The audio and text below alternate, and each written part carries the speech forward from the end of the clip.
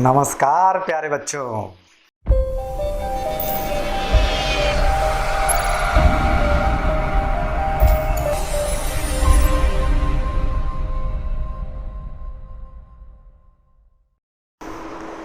बच्चों, पिछले वीडियो में हमने रेस्ट और मोशन को डिफाइन किया और ये बताया कि कोई भी ऑब्जेक्ट पॉइंट ऑफ रेफरेंस और टाइम के रिस्पेक्ट में अपनी पोजीशन में चेंज करता है तो वो मोशन में कहलाता है। तो जो भी मूवेबल ऑब्जेक्ट होगा ऑब्वियसली पॉइंट ऑफ रेफरेंस और टाइम के रिस्पेक्ट में उसकी पोजीशन में चेंज होगा।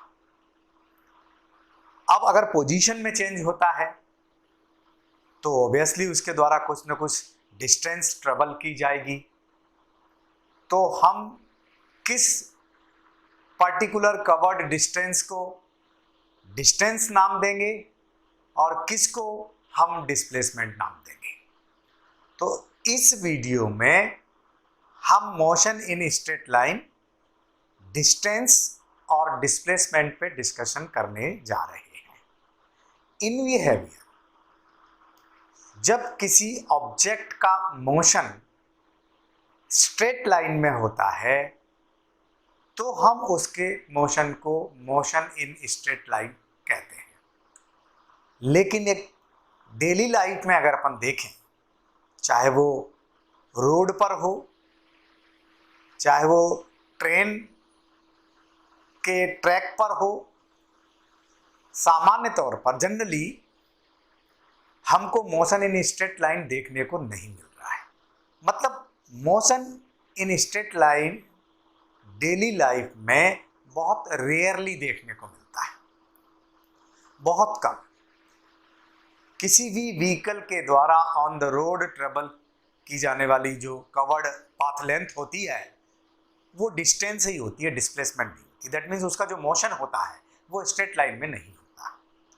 तो मोशन इन स्ट्रेट लाइन को यदि आपको डिफाइन करना है, आपको बताना है या देखना चाहते हो कि कौन सा मोशन इन स्ट्रेट लाइन है, तो आप थोड़ा सा हाइट पर मकान की छत पे खड़े हो जाए, वहाँ से एक स्टोन को ड्रॉप करें, एक पत्थर को डालें, तो जो वो ट्रेवल करता हुआ नीचे अर्थ की ओर आएगा उसका मोशन जो है वो स्ट्रेट लाइन में कहलाएगा। या वर्टिकली किसी ऑब्जेक्ट को आप थ्रो कर रहे हैं ऊपर की ओर, बिल्कुल वर्टिकली, है ना। ऐसा मान लीजिए आपने कैनन या बंदूक की नॉल को रखा हुआ है और उससे गोली को छोड़ेंगे तो वो ऊपर की तरफ जो मोशन करते हुए जाएगी वर्टिकली ऊपर की ओर, वो मोशन इन स्ट्रेट लाइन होगा। ठीक है। तो कब हम कैसे पाथ लेंथ को डिस्टेंस कहें, डिस्प्लेसमेंट कहें, तो आइएगा मेरे साथ थोड़ा बोर्ड पर अपन देखें कि किस प्रकार से कैसा कोई मोशन होता है। मैंने आपको पहले ही बताया था कि चाहे आपको रेस्ट को डिफाइन करना है, चाहे आपको मोशन को डिफाइन करना है, आपको एक पॉइंट ऑफ रेफरेंस लेना होगा जिसको आप ओरिजिन कहेंगे, है ना। अगर यहां पर खड़ा ऑब्जेक्ट एक स्ट्रेट लाइन में ट्रेवल करता है, ऐसे मोशन करता है, तो ये मोशन इन स्ट्रेट लाइन कहलाएगा। और अगर वो रेंडमली चलता है इस प्रकार से, ऐसा ऐसा ऐसा, तो फिर ये स्ट्रेट लाइन में मोशन नहीं कहलाएगा, है ना। तो जब कोई ऑब्जेक्ट एक स्ट्रेट लाइन में मोशन करता है तो उसको हम कहते हैं मोशन इन स्ट्रेट लाइन। अब ये ओरिजिन है। कोई एक ऑब्जेक्ट मान लीजिए वो यहाँ पर है ए पर, यदि टाइम के रिस्पेक्ट में इसकी पोजीशन में चेंज नहीं हो रहा है तो फिर ये अपन कह देंगे कि रेस्ट में है। अब अगर ये यहाँ से टाइम के साथ बदलने के साथ यहाँ आ गया बी पर, दैट मीन्स इसकी पोजीशन में चेंज होने लगा सी पर, फिर ये आ गया डी पर, ऐसे इसकी पोजीशन में चेंज हो रहा है तो हम कह देते हैं कि ऑब्जेक्ट जो है वो मोशन में है। हाँ, ये फैक्ट है कि यहाँ टाइम अलग होगा, यहाँ टाइम अलग होगा, यहाँ टाइम अलग होगा, वहाँ टाइम, और ओरिजिन से इनकी डिस्टेंस भी अलग अलग है। एल्जेब्रिक तौर पर अगर इसको मैं x1 मानता हूँ तो ऑब्वियसली b वाली डिस्टेंस तो x1 नहीं होगी, कोई दूसरी डिस्टेंस होगी, तो फिर मेरे को बताने के लिए इसको x2 मानना पड़ता है, मतलब पोजीशन कोऑर्डिनेट देना पड़ता है उसको। ये एक अलग डिस्टेंस होगी, अगर c की मैं ले लेता हूँ तो ये एक अलग डिस्टेंस होगी, तो उसको अब इसको एक मिनट के लिए अपन एल्जेब्रिक तौर पे ना देखें, है ना। मैं मान के चलता हूं कि ये आपका यहां से यहां तक का डिस्टेंस 10 मीटर सपोज कर लिया मैंने, ये हो गया आपका 20 मीटर, ये हो गया आपका 30 मीटर, है ना, और इसको मैंने कह दिया यहीं से 40 मीटर। ठीक है, अलग अलग डिस्टेंस। कोई एक ऑब्जेक्ट है जो O से D पर गया और D से B पर आ गया। ठीक है, कहां से कहां गया, मैं इसको थोड़ा सा अलग पेन से लिखने की कोशिश करता हूं कि एक ऑब्जेक्ट है जो यहां गया और यहां से यहां आ गया, तो इसके द्वारा कितनी डिस्टेंस ट्रेवल की गई। तो हम क्या करेंगे ऐसी कंडीशन में, ये डिस्टेंस प्लस ये डिस्टेंस लेंगे।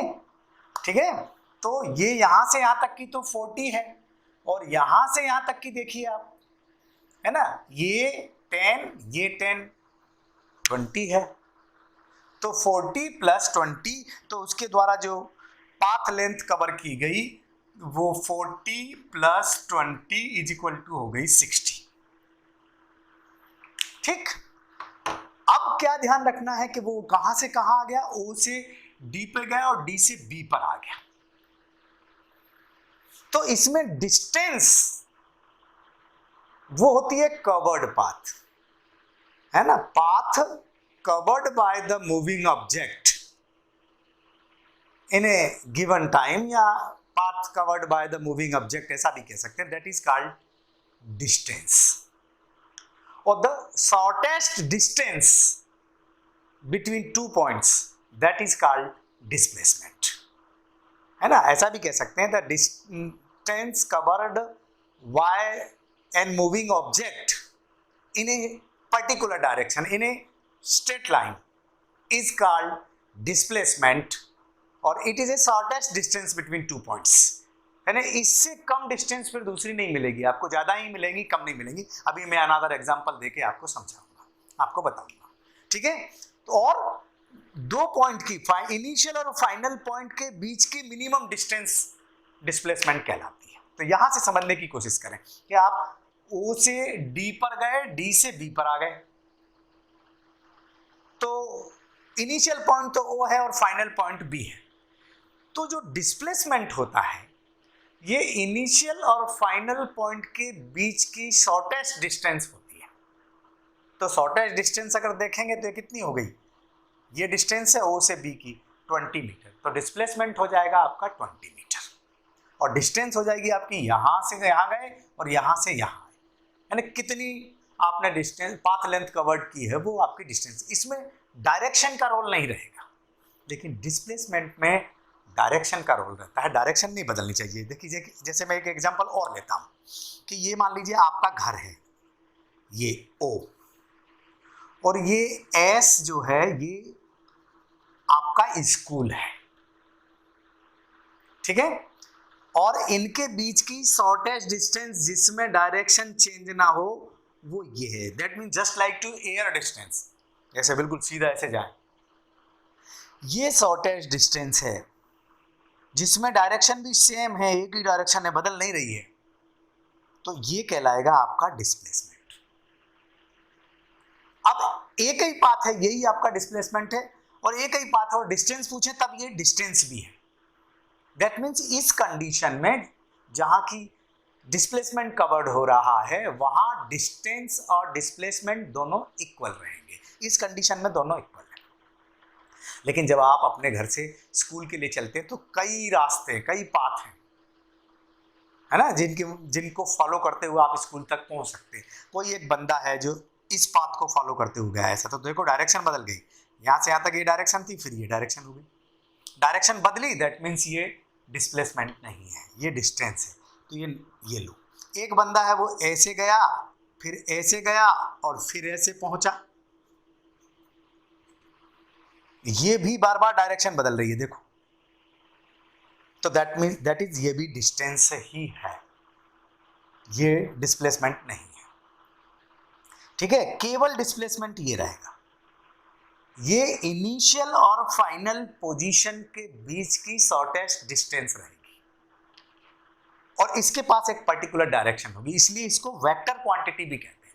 वेक्टर क्वांटिटी वो होती है जिसमें डायरेक्शन और मैग्नीट्यूड दोनों होते हैं। तो मैग्नीट्यूड तो इनके बीच की पाथ लेंथ कहलाएगी और डायरेक्शन O2S कहलाएगी। यहां क्या हो रहा है, O से मान लीजिए B पर जा रहे हैं, फिर B से S पर जा रहे हैं, तो ये डिस्टेंस, और distance depend on the path length, so it is a path function. क्योंकि जिस पर्टिकुलर पाथ को फॉलो करोगे उसके अकॉर्डिंग डिस्टेंस बदल जाएगी, डिस्प्लेसमेंट नहीं बदलेगा। जैसे मान लीजिए हमें ग्वालियर से दिल्ली ट्रेवलिंग करना है, तो एक तो बाय एयर डिस्टेंस है, बिल्कुल स्ट्रेट लाइन में आप जा सकते हैं, जो नियरेस्ट डिस्टेंस है वो डिस्प्लेसमेंट हो जाएगा। अब कुछ लोग आगरा जाते हैं, आगरा से मथुरा जाते हैं और ऐसे होते हुए दिल्ली पहुंच जाते हैं। कुछ लोग मान लीजिए उन्होंने क्या किया कि वो भोपाल गए और भोपाल से नागपुर गए, नागपुर से फिर पटना होते हुए जो दिल्ली पहुंच गए। जिस पर्टिकुलर पाथ को वो फॉलो करेंगे वो डिस्टेंस कहलाएगी, और डिस्टेंस पाथ ट्रेवलिंग पाथ के अकॉर्डिंग चेंज होती रहती है, बट डिस्प्लेसमेंट चेंज नहीं होता है। तो यहाँ ये डिस्प्लेसमेंट है OS, और ये B और C जो पाथ हैं ये आपके कहलाएंगे डिस्टेंस। ठीक है, तो यहां पे देखो आप, अगर यही ऑब्जेक्ट यहां से चलता हुआ वापस यहां आ जाए, यानी यहां से यहां गया फिर यहां आ गया, तो ये मिनिमम डिस्टेंस है दोनों के बीच की, ये कहलाएगी डिस्प्लेसमेंट। और इस समय ये इस तरफ आ रहा है, यानी ये एक पर्टिकुलर डायरेक्शन बनेगी, और डिस्टेंस कितनी हो जाएगी, यहां से यहां गए तो ये हो गया 40, और यहां से यहां आ गए ये हो गया 30, तो 40 + 30 दैट मीन्स ये हो गया आपका 30, ये हो गया आपका 70। तो जो डिस्टेंस है वो डायरेक्शन नहीं देखेगी, वो तो कवर्ड पाथ को देखेगी, और जो डिस्प्लेसमेंट है that is the shortest distance between 2 points, और एक स्ट्रेट लाइन में ट्रेवल करना चाहिए, डिस्प्लेसमेंट के लिए आवश्यक है। ठीक है, अब क्या हुआ कि मान लीजिए कि कोई ऑब्जेक्ट ट्रेवल करते हुए यहां से यहां आ गया, वापस यहीं आ गया, तो मैंने क्या कहा है कि डिस्प्लेसमेंट इनिशियल और फाइनल पॉइंट के बीच की शॉर्टेस्ट डिस्टेंस है। इनिशियल पॉइंट फंक्शन है, इसमें इनिशियल और फाइनल पॉइंट देखना, यहीं से चला था वापस यहीं आ गया, तो इनिशियल और फाइनल पॉइंट तो एक ही हो गया, दैट मीन्स डिस्प्लेसमेंट तो 0 हो गया। तो डिस्प्लेसमेंट 0 भी हो सकता है, बट डिस्टेंस 0 नहीं होगी। यहां से यहां तक गया 40 प्लस यहां आया 40 दैट मीन्स 80। तो डिस्प्लेसमेंट 0 हो सकता है, डिस्टेंस 0 नहीं। और अगर मान लीजिए हम इधर से ओरिजिन से इस तरफ भी चले गए एक स्ट्रेट लाइन में, ये -10 मीटर की डिस्टेंस है, और यहां अगर आ गए तो इसको कंपेयर और इसको देखेंगे हम अगर, तो डिस्प्लेसमेंट माइनस ओरिजिन के रिस्पेक्ट में अपोजिट डायरेक्शन में चलने पर उसको नेगेटिव ले लेते हैं, है ना, और इधर पॉजिटिव डायरेक्शन में चलने पर हम उसको पॉजिटिव लेके चलते हैं। तो डिस्प्लेसमेंट नेगेटिव भी हो सकता है, डिस्टेंस नेगेटिव नहीं होगी। अगर आप यहां से यहां गए, यहां आए, फिर यहां आ गए, तो ये 40 प्लस ये 40 80 प्लस 10 यानी 90 मीटर की डिस्टेंस हो जाएगी। तो जो डिस्टेंस होगी वो नेगेटिव नहीं होगी, डिस्प्लेसमेंट नेगेटिव भी हो सकता है। और एक बात यहां अगर अपन एक और चीज ध्यान दें, जैसे फॉर एग्जांपल मैं इसकी बात कर लूं एक बार फिर से, कि ये ए पॉइंट है, ये बी पॉइंट है, और ये डिस्प्लेसमेंट है, और एक ये डिस्टेंस, 2 की बात कर लेता हूं फिलहाल। अगर इसी पाथ को फॉलो करते हुए हम जा रहे हैं, ए बी पाथ को, सी को नहीं जा रहे, तो डिस्टेंस और डिस्प्लेसमेंट दोनों इक्वल है, यानी डिस्टेंस और डिस्प्लेसमेंट इक्वल भी हो सकते हैं। और अगर इस पाथ को फॉलो करते हुए हम जाएंगे तो डिस्टेंस डिस्प्लेसमेंट से ज्यादा रहेगी। तो जो डिस्टेंस होती है वो डिस्प्लेसमेंट के इक्वल या उससे ज़्यादा ही रहेगी, डिस्प्लेसमेंट जो है वो कम रहेगा। ठीक है, ये अपने को दिमाग, क्योंकि ये पाथ लेंथ पर डिपेंड करता है, ये ट्रेवलिंग पाथ पर डिपेंड करती है डिस्टेंस। डिस्प्लेसमेंट जो है वो ट्रेवलिंग पाथ पर डिपेंड नहीं करता, ये इनिशियल और फाइनल बीच की पॉसिबल लिस्ट डिस्टेंस है बिटवीन टू पॉइंट्स की, उसको अपने को दिमाग में रखना पड़ेगा। ठीक है, मैं और एग्जांपल से आपको समझाने का प्रयास करता हूं ताकि आपको डिस्टेंस और डिस्प्लेसमेंट के कॉन्सेप्ट जो हैं वो पूरी तरह से क्लियर हो जाए। जैसे मेरे पास एक कोई ट्रेंगल है, ये लीजिए, ये कोई एक ट्रेंगल है ए बी सी, कोई एक ऑब्जेक्ट है वो ए से बी पर गया, तो देखो एक स्ट्रेट लाइन में चल करके गया, so this is a displacement A B, और यहाँ डिस्टेंस भी ए बी है। इस कंडीशन में, ए बी कंडीशन में डिस्टेंस और डिस्प्लेसमेंट दोनों इक्वल है। अब वो यहीं से ट्रेवल करता हुआ यहां आ गया, डायरेक्शन बदल गई, इधर आया। मैंने क्या कहा था कि डिस्टेंस पॉइंट फंक्शन है, ये इनिशियल और फाइनल पॉइंट पर डिपेंड करता है, तो ये इनिशियल पॉइंट है, ये फाइनल पॉइंट है, इनके बीच की जो लिस्ट डिस्टेंस है वो या तो ऐसे बता दो या ऐसे बता दो। ठीक है, तो ये कहलाएगा डिस्प्लेसमेंट। अगर कोई ऑब्जेक्ट ओ से बी और बी से सी पर आया तो इस सिचुएशन में एसी डिस्प्लेसमेंट है, कम डिस्टेंस, बिल्कुल इनिशियल और फाइनल पोजीशन, और ये क्या हो जाएगा आपका A B plus B C, this is a distance,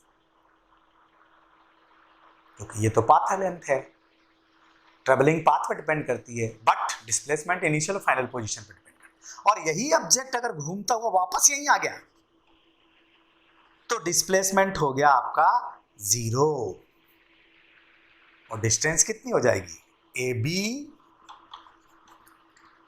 plus B C plus C A, और अगर ये 3 मीटर की आर्म वाला कोई ट्रेंगल है तो 3 + 3 + 3 9 मीटर की डिस्टेंस हो जाएगी, और डिस्प्लेसमेंट जो है वो 0 हो जाएगा।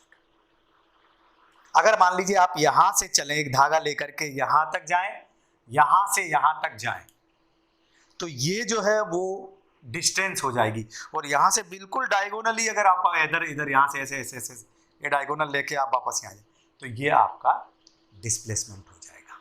बच्चों को बताने के लिए आप एक रस्सी ले लें, धागा ले लें, है ना, थ्रेड, आप यहाँ से यहाँ और यहाँ तक की थ्रेड ले लें, तैयार कर लें, और फिर एक दूसरी थ्रेड यहाँ से यहाँ तक की ले लें, और दोनों को मेजर करके देख लें, तो ये जो चीज़ है ये ज़्यादा आएगी, ये जो चीज़ है वो कम आएगी। तो आप प्रैक्टिकली भी बता सकते हो कि डिस्टेंस डिस्प्लेसमेंट से ज़्यादा भी हो सकती है, और अगर इसी बात को फॉलो कर रहे हैं, यही चीज़ है, तो डिस्टेंस और डिस्प्लेसमेंट दोनों इक्वल रहेंगे आपके। ठीक है, ऐसे ही एक एग्जांपल मैं और बताता हूं आपको, इसको देखते हैं हम। जैसे मान लीजिए एक ऑब्जेक्ट है जो एक सर्कुलर पाथ पे मोशन कर रहा है, ये कोई एक सर्कुलर पाथ है, ठीक है, इस पे मोशन कर रहा है। अब मान लीजिए वो यहां से चला ए से, ये इसका डायमीटर मैंने मान लिया, ये दूसरा डायमीटर ऐसे ले लिया मैंने, ये ए से चला बी पर, फिर आ गया ये बी, ये सी, ये डी, और ये। अब कोई एक ऑब्जेक्ट है जो ए से बी पर पहुंचा, तो इस पाथ को अगर वो फॉलो करेगा तो ये तो कहलाएगी डिस्टेंस, क्योंकि डायरेक्शन बदल रही है ना। और डिस्प्लेसमेंट को अगर देखोगे तो बिल्कुल बिल्कुल सीधे में चलना अपने को, ये डिस्प्लेसमेंट कहलाएगा।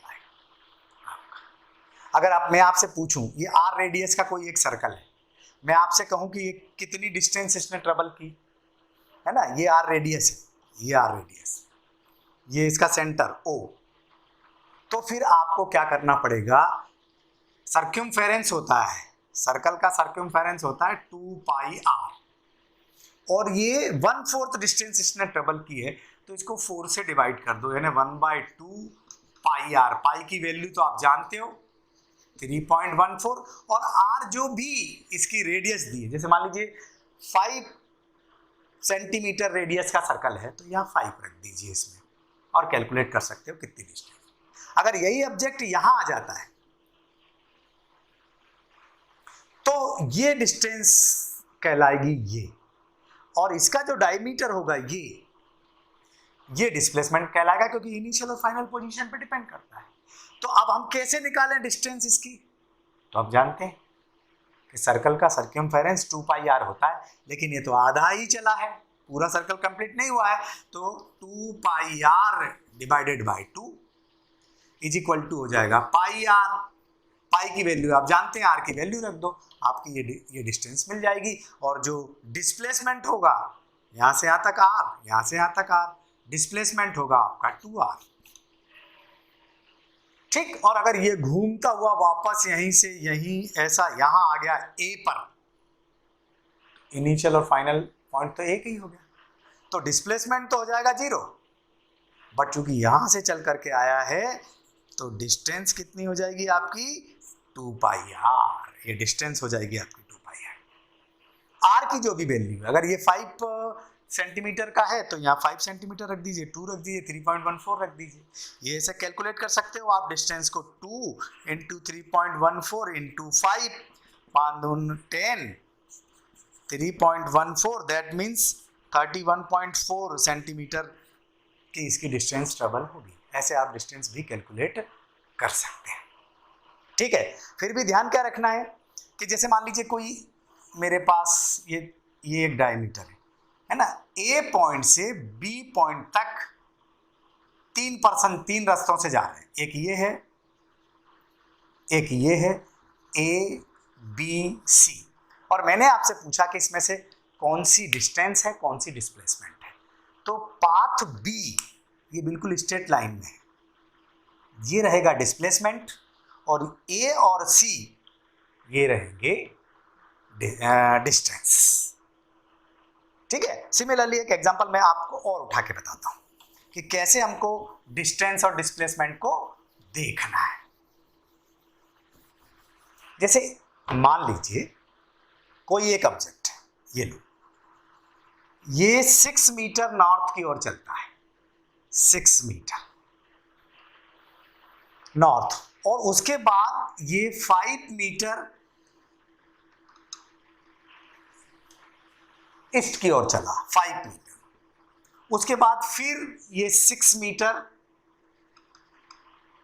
नॉर्थ की ओर चला।